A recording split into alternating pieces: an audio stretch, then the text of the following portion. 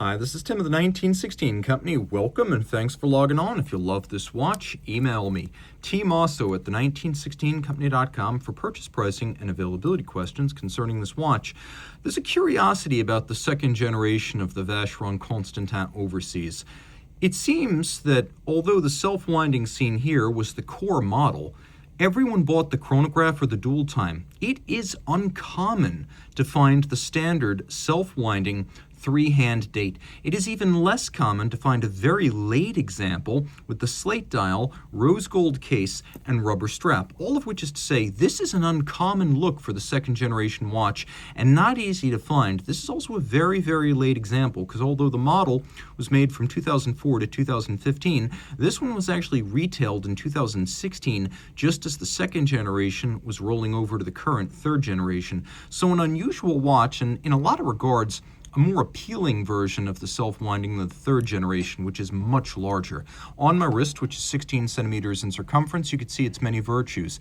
40 millimeters in diameter, only 10 millimeters thick, and then 51 millimeters from lug to lug. But the angular orientation of the lugs means that the fit is quite good on a small wrist. My wrist is 16 centimeters in circumference. Look how flat that is. I wish the third generation self-winding were this compact. Now you can see where the angled profile of the lug really comes into play, making this watch a better fit for my wrist. I think you could probably even wear this on a wrist of 14, 15 centimeters circumference. Definitely 15, maybe 14 if your wrist is flat across the top like mine. And being very flat, it will fit under a cuff. So if you want to dress this up on leather, you can easily do so. But it would be perfectly appropriate to wear as is if you wanted to accompany formal attire with a properly high-end Holy Trinity grade watch. The strap is an unusual piece. It wasn't until about 2009 that we started seeing the Overseas on a rubber strap. And it does transform the watch into something that is very elite and posh.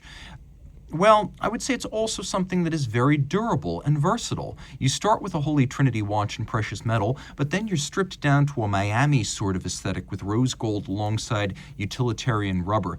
And it is a remarkably appealing watch on every level. Taking a look at just how well put together this is, we've got a double folding clasp with a twin trigger release. You can see the Maltese cross motif on the inside along with a combination of media blast and polish. The Maltese cross, the insignia of the brand, is also on the buckle. But take a look right here. This is fixed to the strap using a screw.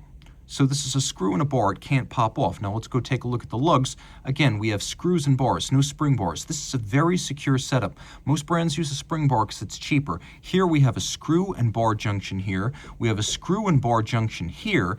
And then to make sure you don't suffer pull through, which is where the strap pulls through the clasp and the watch falls, Vacheron even uses a fixing screw inside of the clasp. So like I said, attention to detail and no expense spared.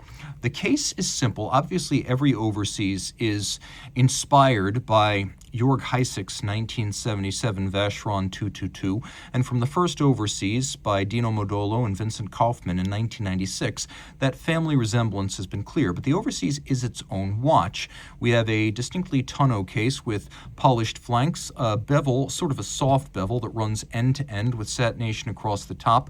We have a screw-down crown. The watch is 150 meters water resistant. We also have a soft iron inner cage, so it's resistant to magnetism up to 25,000 ampere per meter.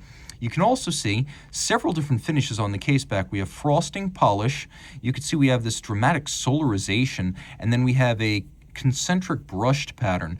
And the reason there is no display case back is because of the soft iron cage around the movement. It's a good looking movement, but to add the anti-magnetic factor, when this watch was made, that was the foremost thinking in magnetic shielding. Now the ship is real. The image basis for that is the Italian naval training vessel Amerigo Vespucci, which is believed, and I concur, to be one of the most beautiful square-rigged ships in the world.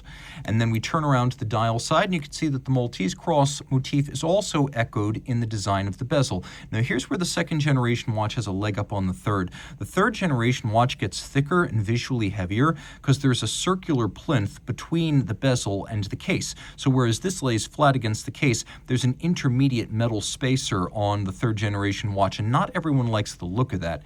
You can see it's well detailed with the recesses being satinated, then the outer face is being polished. We have a little Maltese cross on the crown. The watch features something you won't find on the self-winding third generation, which is a hacking seconds mechanism. The third generation watch is full of clever features, but it does not have the ability to do this. Now, of course, we also have a quick set date because of this movement. Vacheron 1226 is based on the JLC 890 series of automatics. So that you can't see it, it is a unidirectional automatic winder with a free sprung balance, a 4 Hz beat rate, hacking, quickset, 5-position adjustment, and a 38 to 40 hour power reserve. It's a modernized version of the previous 889, and early versions of the second generation Overseas self-winding use a movement that is based on the earlier 889. So those earlier watches, for example, don't have unidirectional winding, ceramic bearings, or a free-sprung architecture. This is the more modern version of the movement. Now on the dial, you can see the slate aesthetic with a chaptering outboard. We also have quarter Arabic numerals and applique indices. They're all gold, so nothing here will tarnish or fade with time. And it won't oxidize or discolor. That's the point of using gold components on a dial. There is no shortage of luminescence. It is a bright and vibrant dial day or night. So reach out to Team Mosso at the 1916company.com for purchase and pricing details.